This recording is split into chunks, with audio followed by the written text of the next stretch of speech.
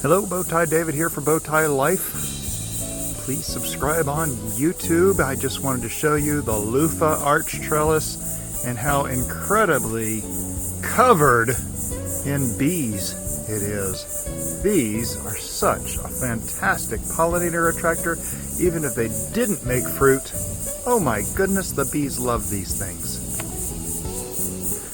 And here's the other side of the same trellis. And it's just amazing. I can't even count the number of bees that are out here.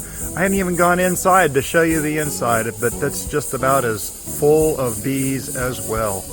What an amazing vine. Hey, please subscribe to not miss a thing. We're coming out with a video pretty soon on how to cook Luffa gourds to replace your zucchini because these things are just prolific.